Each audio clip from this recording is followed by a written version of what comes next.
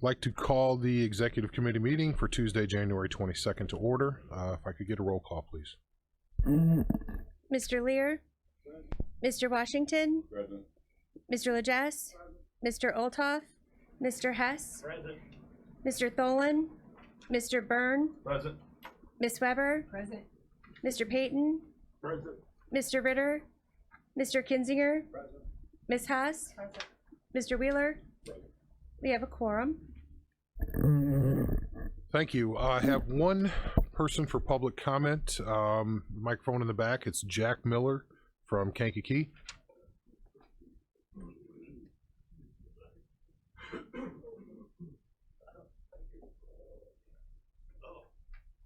Your seats are a little low. Okay. I feel the same. All right, I'm Jack Miller. I want to thank you guys for letting me speak. And I'm here for the Gun Sanctuary County. I just kind of want to talk a little bit about youth and shooting. Okay, I've been teaching youth shotgun shooting at X-Line since 1988. It's a learned sport. You don't have to be 7'2". You don't have to be any special. We can teach you how to shoot a gun. I've had kids on the World Cup team, kids that have been national champions, and a whole bunch of them that just enjoy shooting. We presently have in the nation starting a high school shooting league. It's very big, of course, in Wisconsin, Arkansas, you know, and a lot of the states.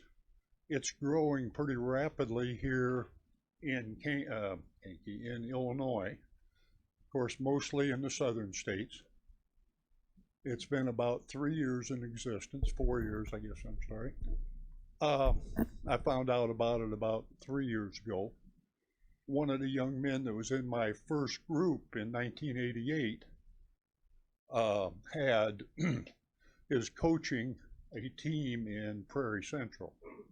That's Chatsworth, Illinois area. We've got one team in Kankakee County. Momence High School has a team. They have approximately 30 kids.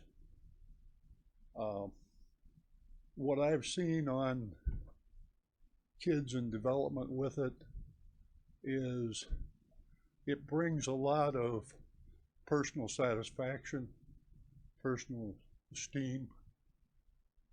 I've always looked for, you know, some of the things I put in the paper a long time ago was, I don't want the star shortstops. I don't want the quarterbacks. I want the guys that are looking for something to find out about, something to help them find themselves. Okay, shooting sports does that. So I want to thank you guys for your time and just wanted to bring that up to you. Okay, thank you. Thank you, sir. Before we go to the approval of the minutes, I wanted to, well, take care of official business. The board knows, but we lost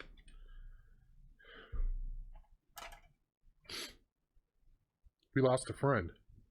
Jim Tripp passed this weekend while I was out of town, and part of the job that I have is to announce the opening in his district.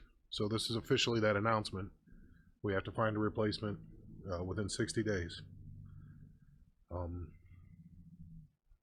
You know, the agenda went out, so it would have been an agenda item, but doesn't need to be. I need to announce that opening in the meeting. So I don't necessarily, unless anybody else has anything to say, I think we can delay this conversation till another time. If that's okay. Moving on to approval of the minutes. December 20th, 2018, I need a motion to approve. Mr. Byrne, second. Mr. Payton. All those in favor? Aye. Those opposed? Motion carries. Under legislative, Mr. Lear, do you have anything for us today? Nothing. Mr. Chairman, we have, UCCI has their training for new board members or even existing board members coming up this Monday. The registration for that deadline has passed, but we do have 4 board members that will be going down to that. There's also in the afternoon a membership meeting, so we'll come back from that and share some of the information. Thank you. You know, it is a new session. There's obviously new things that are coming up. I'm getting regular updates myself, so if I have things from time to time that may fly under, around, above the radar of UCCI, I'll let you know and bring those up here as well. So have appointments we'll discuss later in the agenda. Under information services, Mr. Duval, Kevin Duval, Esquire.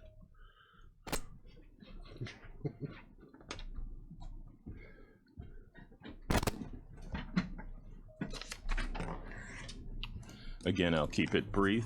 Just probably quarterly, I'll try to keep you updated on where we're sitting with upgrade and updating of the PCs throughout the county. As you know, and you're probably, those of you who've been here, are probably tired of me bringing it up, but yes, we have to upgrade all the machines to Windows 10 by January 2020. We started last year on that, trying to work within the budget. We've made sure we spread it across several years instead of trying to do it all at once, because we don't have the funds to do it all at once. Plus we have less labor, so it allows us to do that and still service the county. Now, when I talk about the upgrades, I'm only talking about those departments that the county board is responsible for. I notify those elected office, but we can't make them do something. We can't, if they have computer funds, you can't tell them how they're going to use those funds. But I can tell you that the rest of the elected officials are pretty much all in agreement, and they're trying to accomplish that too. I also want to stress that by January 2020, their computers aren't magically going to stop working. What we're trying to do, and we're going to still have antivirus on everything. We have the firewalls in place. This is purely to make sure, as a government entity, we need to make sure we do those things that protects the information that's under our responsibility, make sure we have every security compliance issue taken care of that we have control of. And since we can do it, we need to do it, and it's my obligation to let you know where we're standing at that.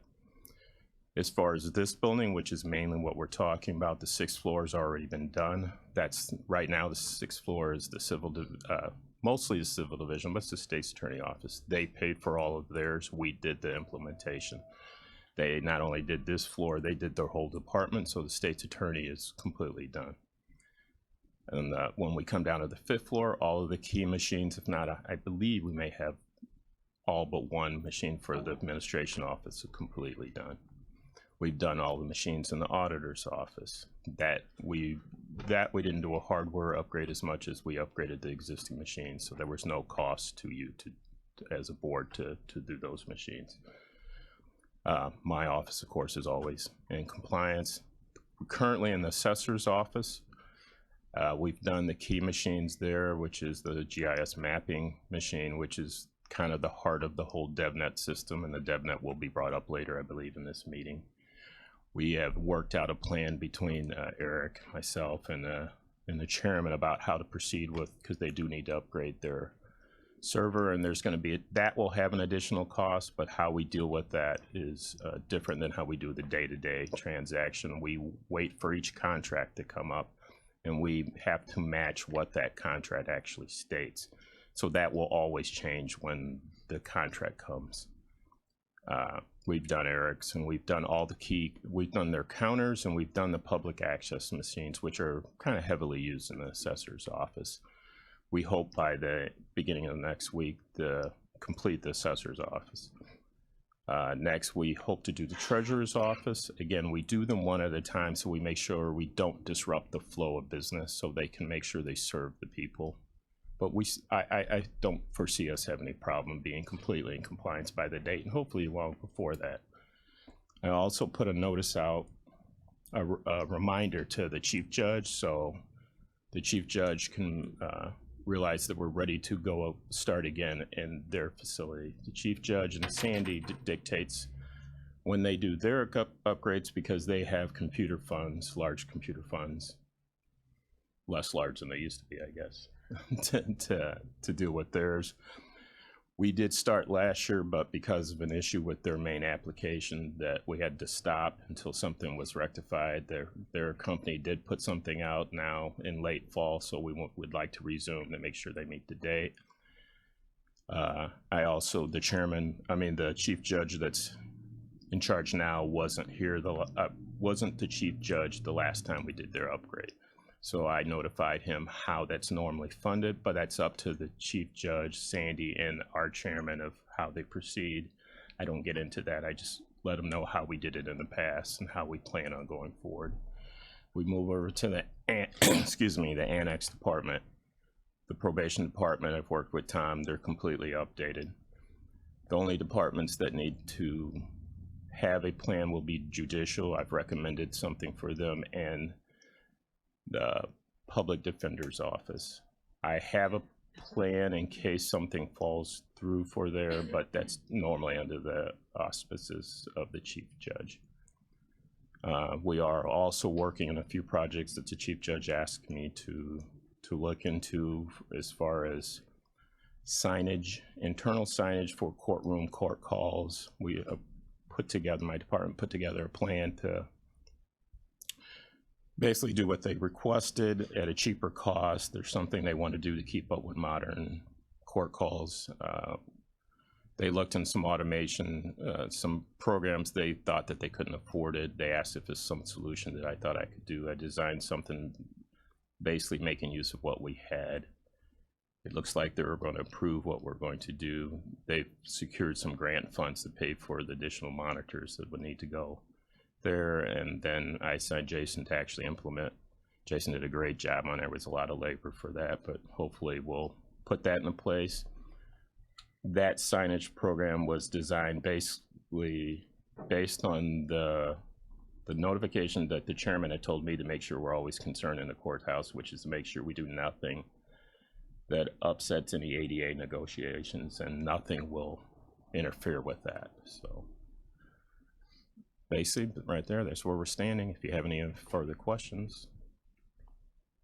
He kept it brief. Sorry.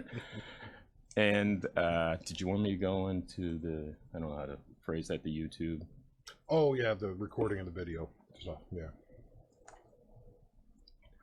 I believe what the chairman asked me is to make sure that we have a recorded, make sure we always have backup copies of the video recordings we do for every meeting. I believe we began in, was it January of 17? Was that when we first did it, or was it the year before that we did that? No, 17. Yeah. We stream those live to, this meeting stream live to YouTube, so anybody that wants to see them, that actually is one of the official records. And once it's done streaming, all of those are kept and organized at YouTube. That really helps us, so we don't have a cost. And as you know, if you use the Google infrastructure, you're going to always be good because you can't afford to do what they can do. But just in case, we have an original copy of all of the meetings. So if there's ever a reference point that needs to happen, and we've used those, we test those all the time. We've used those references, so there's a backup copy of all the meetings. So that's all what you have. Yeah, my concern is what if YouTube changes its policy? You know, they'll only keep X amount of gigabytes or terabytes of data. You know, we can't predict what happens in the future, and as usual, Kevin and his team of one was thinking ahead and made sure that we had backup copies just in case something got corrupted or anything like that. So we'll be saving those as long as, well, just forever, right? Forever, because we have to save these things just like minutes. You know, the audio recordings, those are the audio recordings. We got better than that. We got video. So. And we do originally keep that device. You switched over. We have an audio too, and but that's mainly for when you go into executive sessions because we don't broadcast. Correct. Yeah, you know, that's there. We think we're doing one better than most other people are, is having that video record of everything. So if somebody wants, you know, they used to call and ask for audio recordings. They don't do that anymore. on their FOIA requests. We're one up on that, so. And so the chair, I haven't had a chance to say, we've had a few requests of how do we actually implement that. There's other government bodies that I got to give you credit. I didn't think of this as what you wanted to implement, and we had to figure out how to do it. So we've had requests of at least telling them how we did implement it. It's pretty inexpensive as well. I think we have a desktop camera somewhere in here. There's about 5 or 6. So yeah, I mean, it's not like we broke the bank to do a television studio here. So frugality, because we still are underwater on the general fund, so we're still doing as cheap as we possibly can. Is there anything else for Kevin? All right. Yes, sir. Did I hear you correctly? We have to keep these recordings forever? There's not a 5 or 10 year limit? there probably is. As long as we have space, I don't know. Okay. We'd almost have to have more effort to go get rid of them than to just move them to another. I mean, these terabyte hard drives or 3 terabyte or even more are just really inexpensive now. We used to have boxes and boxes and boxes of CDs for audio recordings, and it was much more labor intensive even to that. And I don't know how we even kept up with it, to be honest. I don't think we did. No, I don't believe so. So, but we've got those too. We have to save those as well. I think it's 7-10 years. There's a number out there. I can't remember what it is. The original recordings were on tape, and I doubt those are even. I mean, as you know, tape doesn't last that long, so I doubt you could hear those if you wanted to. Sure. Okay. Thanks, Kevin. Moving on. Health Department. Mr. Beavis here today.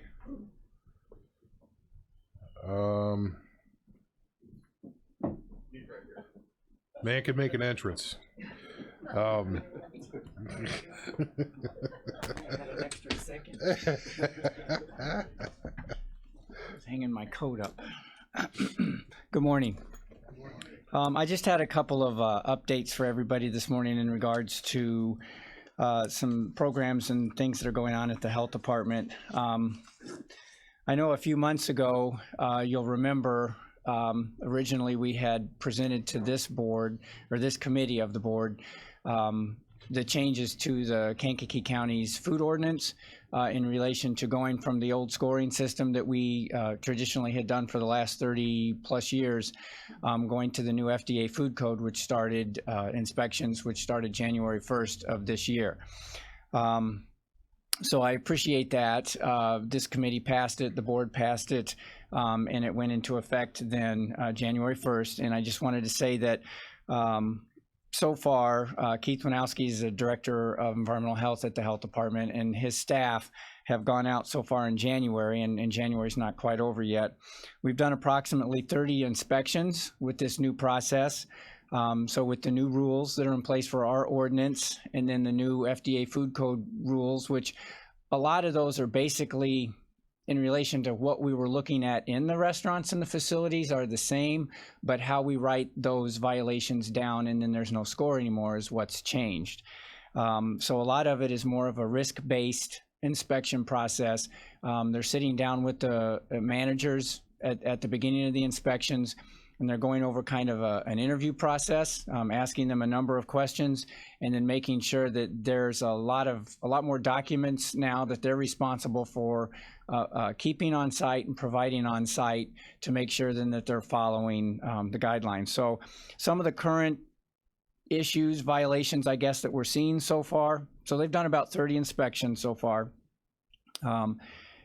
They are taking a little longer to do because the staff are learning the process, the restaurants are learning the process. It should pick up speed a little bit as you know, I remember when I first started doing inspections, even I had to memorize the food code, and it took a little while to get adjusted to being familiar with everything and how it works. So that's kind of the process here.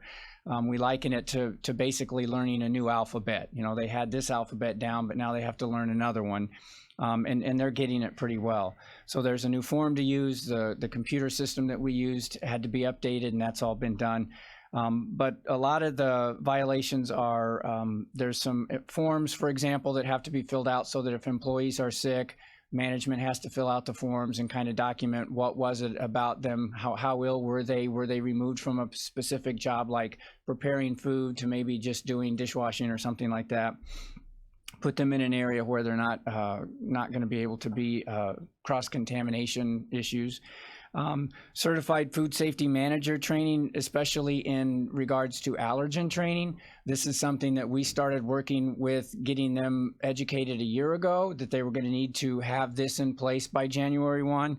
We're finding that a lot of the facilities so far that we've inspected procrastinated in that. It's not extensive. It's simple as, probably some sort of a short webinar or something like that they would have to do. So it's not expensive, it's not extensive. They haven't done that, so they're getting cited for that. There's these new thermal labels that are having to be required in relation to, and those are little stickers that we put on the dishes when they go through the dishwasher to measure the temperature of the water. So if it's hot enough, it will melt that label and turn it to a certain color. And if it doesn't, we know it didn't melt it, and so that would be a violation. And then a number of facilities aren't set up with the proper hand washing signs at all the locations that they need to have. So one of the things that the staff are doing is that they've put together packets of these informational sheets that they're going to be required to have, so that when we would do the interview, if I sat down with you and we're going through these things, if you don't have them, we're going to provide them to you the first time. And then they're going to be made available, if they're not already available, on our website, so that if they lose sheets over the course of time, they'll be able to replace those. So we're going to hand those out the first time, because as we go through them and check off, well, you don't have this, you don't have that, we're going to provide it to them so that at least on site they have that. And then the education is going to have been able to have taken place at that point to educate the management on how they're supposed to use it and fill it out. Any questions on that? That's all things seem to be going pretty well with that, and the staff are excited, and finally, that we're getting to do this, and we're anxious to sort of begin to talk around the state to other health departments that started it at the same time and see how things are progressing with them. No? Okay. The second item is just an update. A lot of this information has been out on our website. It's been in the newspapers, and we presented it at our last forum for the opioid. The health department is offering free Narcan training now for individuals, for organizations. So you can reach out to Lindsay Wilson at the health department. Her number is 802-9396. Or you can go to media@kankakeehealth.org and get some information there and try to set something up. Within the training program, it's a 30-minute session, and she'll go over an overview of the processes of addiction and opioid misuse. Instructions on administering Narcan or the naloxone. It's an overdose reversal drug used to save lives in the event of an opioid overdose. She will provide then a sample of the Narcan gets left with the individual or with the organization that gets trained, so that they have it on site. So in the event, God forbid, that an overdose were to occur at that facility or in your home, for example, you'd have the ability to at least administer that naloxone at that moment, contacting 911, and hopefully by the time emergency personnel gets there, that they can take over. And then also, excuse me, long weekend, I've got a raspy throat. We put together with Pledge for Life these resource guides, and I brought enough, I think, for the committee if you'd be interested in them. So these can be handed out, and we've been handing them out all over. I know that between Pledge for Life, they got a grant. They had some grant money to put this together, and the health department, through our grant, also was required to put a resource guide together. And so we got to, the two organizations worked together to not have two different resource guides, because we thought that would have been crazy and a waste of money. Which one do you want to use? And they were going to end up saying the same thing. So we got together and worked on this. And so it's a nice little hardcover plastic, fits in your wallet. It has all kinds of information on there. It talks about substance abuse and some hotline numbers, mental health. Helen Wheeler's on there, and some other organizations. There's crisis hotline numbers. The hospitals are listed. Counseling and health service numbers are listed. and then individual and family life resources, basic needs, so Catholic Charities, for example, the community services program. So it goes above and beyond just providing information about substance abuse and opioids, for example, but it's a great resource guide that gives what's going on in the entire county in relation to where individuals can go for different types of services that could tie into some of the situations with their addictions also, or their mental health needs. So I have these. I'll leave these with Mr. Wheeler to hand out to any of the board members. Anyone in the public that would be interested in those, contact the number of the health department, and we got 10,000 of these, and we can probably buy 10,000 more. So we're not going to be selfish with them. So any questions on that? His hand went up first. I'm sorry. I'm sorry, Mr. Kinzinger? I just want to thank you for working together with another organization to produce what I think might be a very valuable asset, and it's coordinated. And Thank you. I appreciate that kind of thought. Thank you. Mr. Zenz? I concur with Mr. Kinzinger. Also, I wanted to find out with the Narcan training, is there like if you complete that training, does it go to like some kind of central database, or is it kind of like, like a CPR card that in terms of legalities? I can look into that. I don't know that there's specifically a card that gets handed out. I know that through the grant deliverables, we're required to, document anything we spend the money on and or the training, so part of the money that they're giving us that we use then for the services that we provide, they want documentation on, so, what training program did you put together? So they kind of have to approve the content of that training, and then document, how many trainings did we do? How many people did we reach? What types of individuals did we reach? And then obviously then through the naloxone administration, how many times was naloxone administered? And so a lot of that's information that comes from the emergency personnel or the hospitals trying to document, how many overdose cases came in. Because I know that, one of the big numbers that keeps getting talked about is 2 years ago, because last year the number was reduced, which is great, but still, 2 years ago we had 56 overdose deaths in Kankakee County. Well, I think Lindsay has on our website that there were approximately 600 overdoses though that year. So with those overdoses, a number of them had Narcan administered, not everyone, I don't believe, but it just goes to show that there were 600 individual overdoses that are recorded, 56 deaths. I think there were approximately 30 saves with the naloxone. So it could have been much, much worse if we didn't have this program. Certainly. Is there a periodicity for retraining on that? I think approximately every year and a half. The Narcan, the naloxone, does have an expiration date on it, and so we're keeping track. And I know that the emergency personnel, the police departments, the fire departments, if they train an individual and then they have this Narcan on site, once that expires, then we contact them back, or they're reaching out to say, okay, we need a refresher course, and then we switch out the old and the new Narcan. So it is kind of a reoccurring thing. Yes. Okay, thank you. Yes. Yes, Jackie. John, I was just going to add that my staff and I went through the training, and we did not receive a card, but it was recorded that everyone went through the training, and I know that was sent in with your folks. But just wanted to reiterate too that the resource guide is a wonderful, wonderful guide, and we've been using it in all of the mental health trainings that we've been doing with law enforcement and the community too. So I think we've distributed well over 2,000 ourselves. So thank you for that. Yeah, we tried to get enough for one of every person in the county at this point. They've not all asked yet, but someday, hopefully they'll all have this either in their wallet or on their refrigerator. Anyone else? Okay, thank you. Thank you, John. Moving on to schools, the quarterly report from the Regional Superintendent of Schools, Iroquois, Kankakee Counties for the quarter ending November 30th, 2018. And a motion to accept and file the report. Mr. Hess, Mr. Byrne with a second. All those in favor? Aye. Those opposed? Motion carries. Under VAC, there's no report this month. Is Karen here? No? Okay.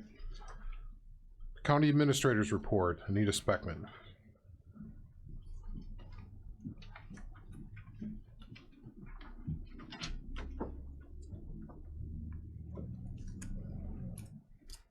Good morning.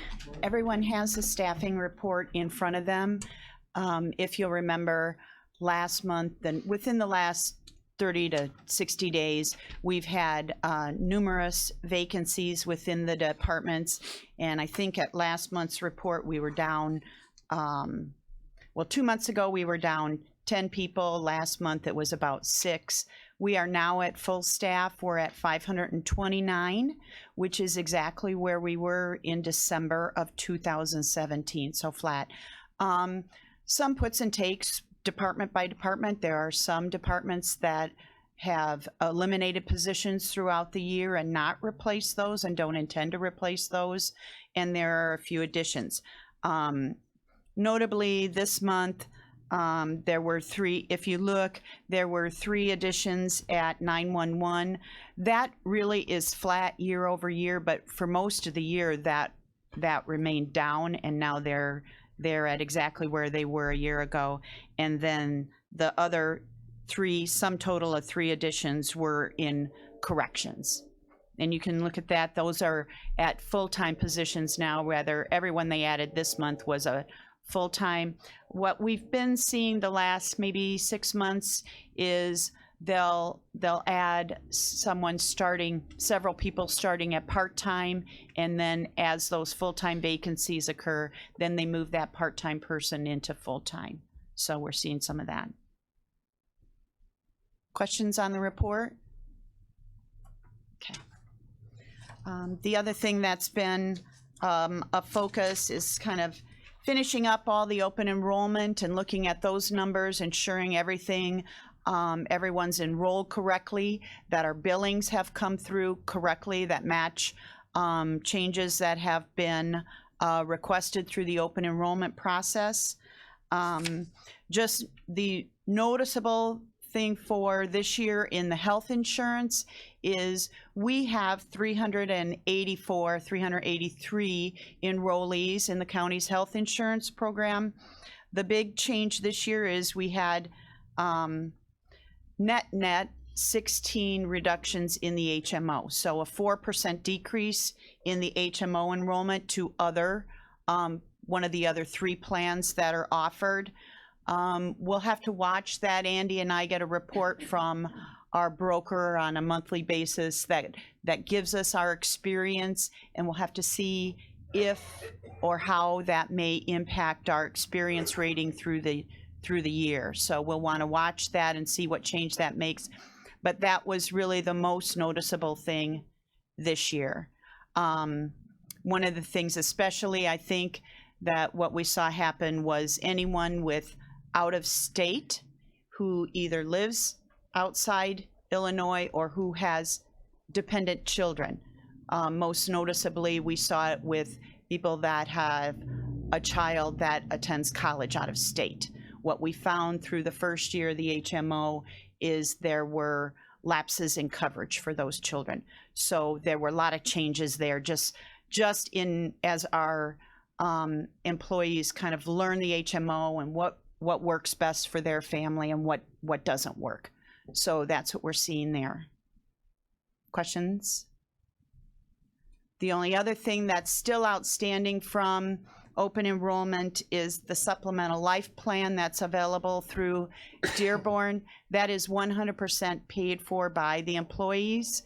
But what can happen is there's a threshold. Once an employee goes through their initial enrollment, at initial enrollment, they can opt into an extra $200,000 worth of life insurance without an eligibility of insurance form, which is an 8-page analysis of their health insurance, which Dearborn then reviews.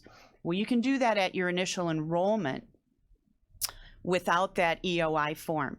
If you do it after that and ask for additional insurance during open enrollment in a subsequent year, you have to go through that process. So we actually had 31 employees that requested additional insurance up and over the guaranteed issuance amount of $10,000. So varying amounts for either themselves or their spouse. And of those 31, we have 6 that have completed the EOI and returned it. 4 that called or wrote me and canceled their requests, which 10, so I have another 21 I'm still chasing down. So just paperwork kind of issues, and as you kind of work with our employees who maybe don't understand when you're going through the process, when you're in open enrollment, it's as easy as click down and a selection on a drop-down box, and then when you receive an 8-page, survey about your health concerns, maybe makes people think a little bit more that maybe that's not what they wanted to do. So, so we're still working on some of those type of things, but for the most part, I would say it's done. And I was impressed with the vendors. We have direct feed for health insurance, vision, and life, and dental. Those feed direct to our vendors.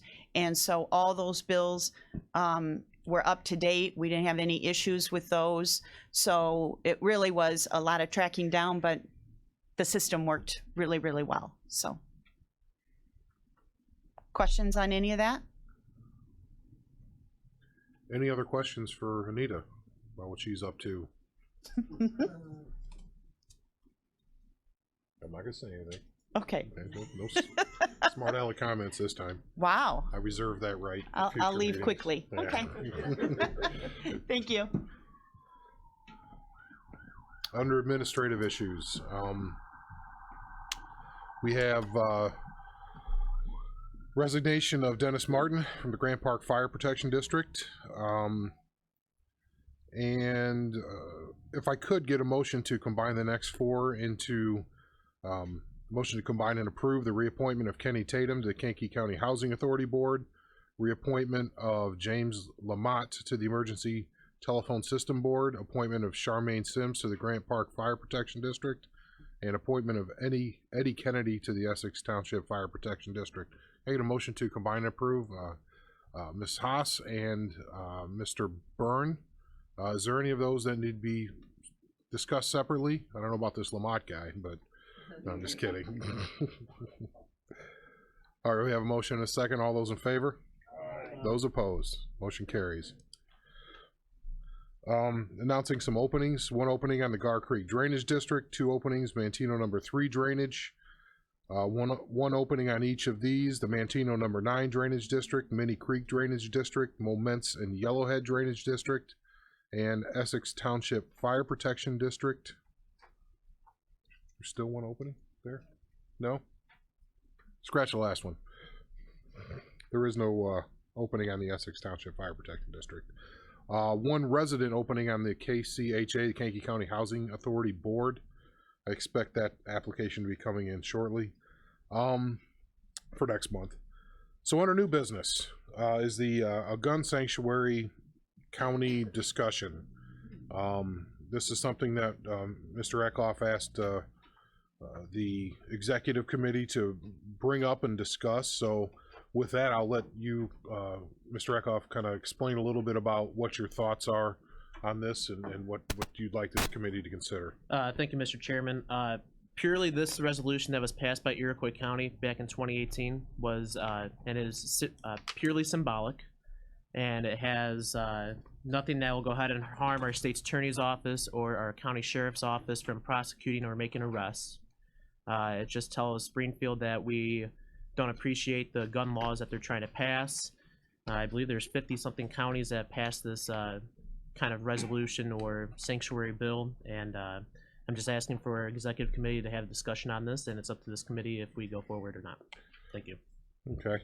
And so I guess to start with the committee, does the committee have questions about anything that of Mr. Eckhoff about what he just said on any of those levels? Mr. Lear. Thank you, Mr. Chairman. Has the state's attorney had a chance to review this resolution? Mr. Eckhoff.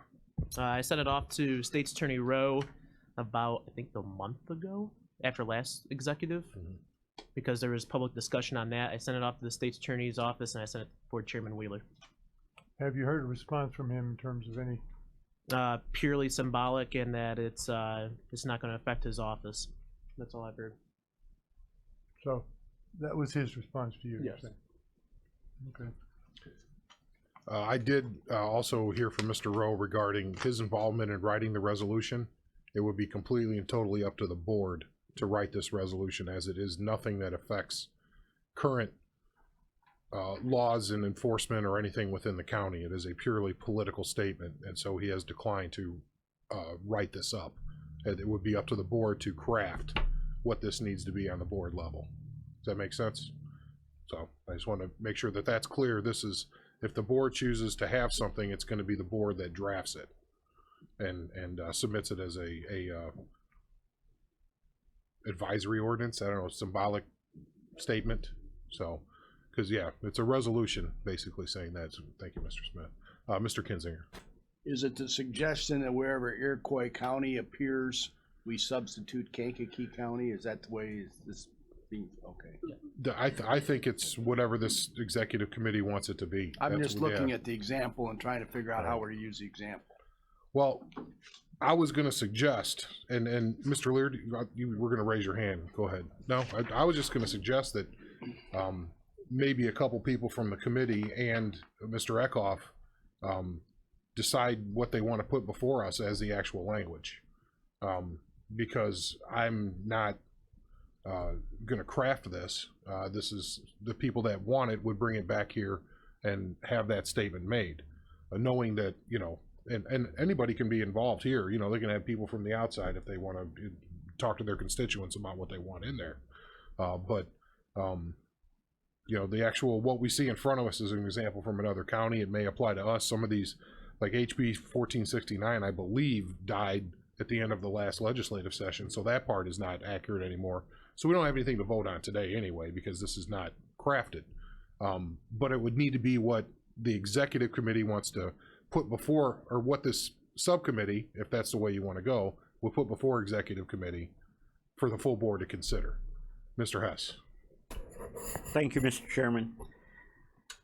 I guess my question would be, once we have this drafted, will someone from the state's attorney's office review it and approve it, or we go into it blind?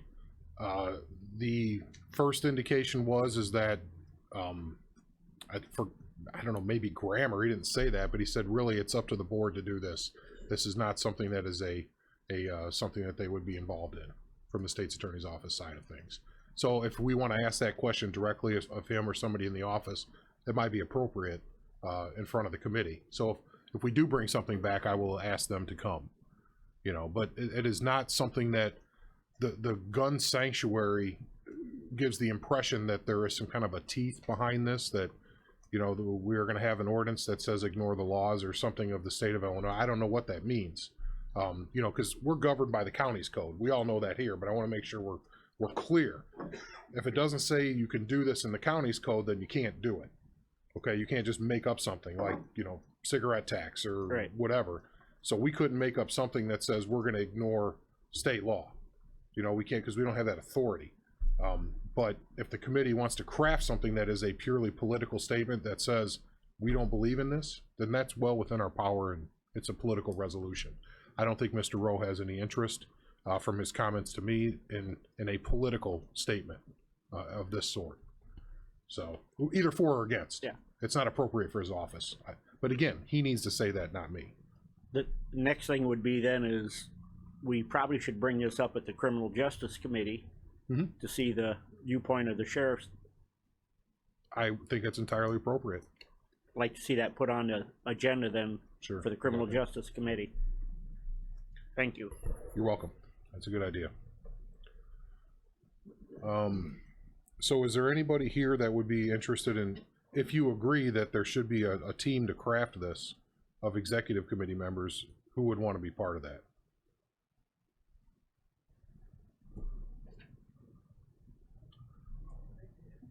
Mr. Byrne? He'll help. All right.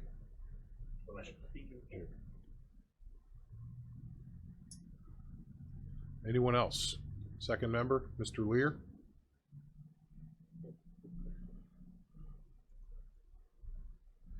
And Mr. Eckhoff? Okay. All right. The language in there from Iroquois is pretty clear. Is there any questions? You have that in your packet for committee members. Is there anything in there that you have questions about or disagreements with for the that subcommittee to consider going forward? Any personal statements on this that people would like to make, Mr. Smith? Thank you, Mr. Chairman. I do have a short statement that I'd prepared before, but you'd referenced the House bill that had originally died with the last session. Is it back? No, Okay. but curious, I'm just yeah. pointing out that that is not in this proposed resolution by its number, or at least I can't find it anymore. But with my statement on the 17th, Governor J.B. Pritzker signed Senate Bill 337, which was a holdover from the last session. Per the National Rifle Association Institute for Legislative Action, this law seeks to create so many department divisions, anti-gun 5-member licensing boards, and licensing fees that dealers will be forced to close through oversight by anti-gun committee appointees or being priced out of business. These fees, as I'm reading, range from $300 to $1,500 per year, over and above their current federal firearms licensing. Bottom line, Governor Rauner was correct when he vetoed this legislation as being overburdensome and unnecessary, as the federal licensing and oversight of firearms dealers already occurs. As a retired Air Force officer and police officer, I've taken an oath to support and defend the Constitution many times, as well as you have when you were sworn in as a board member. To me, this includes protecting our Second Amendment. As we're discussing the proposed resolution today to designate Kankakee County as a gun sanctuary, meaning standing up to Springfield and sending a message that we will not support an erosion of legal gun owner rights.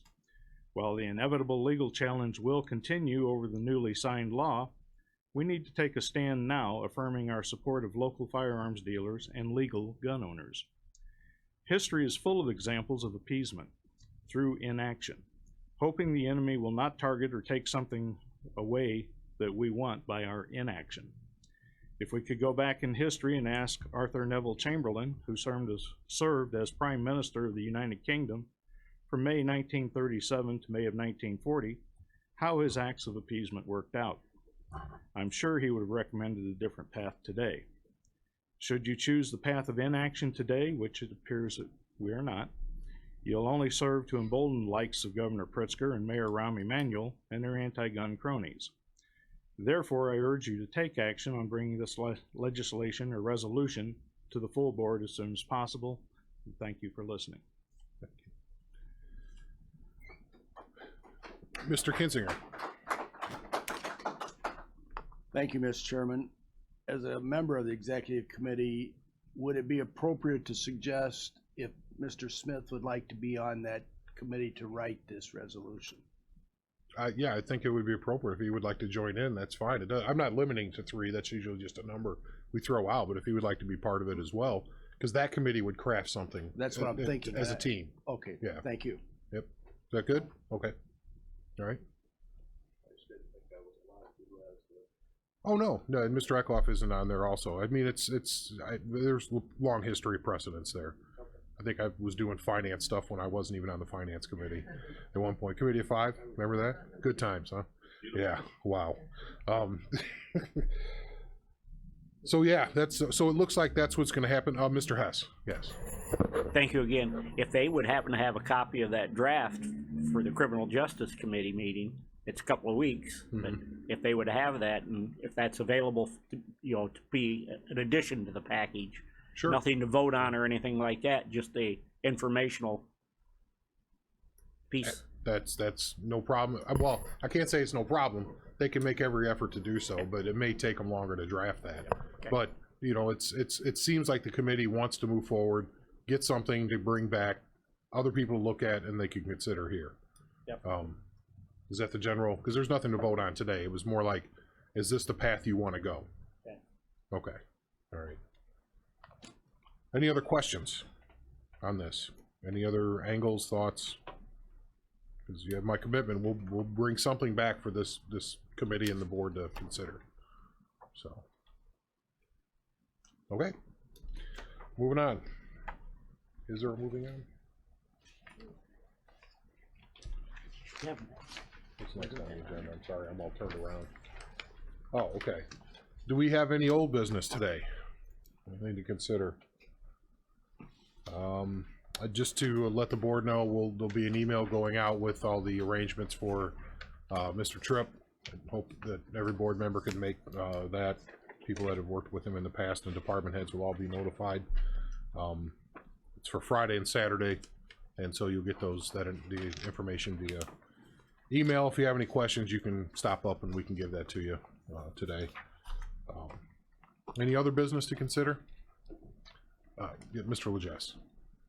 I guess I could ask you this in private, but I was just wondering if we had enough in our voluntary flower fund to send flowers.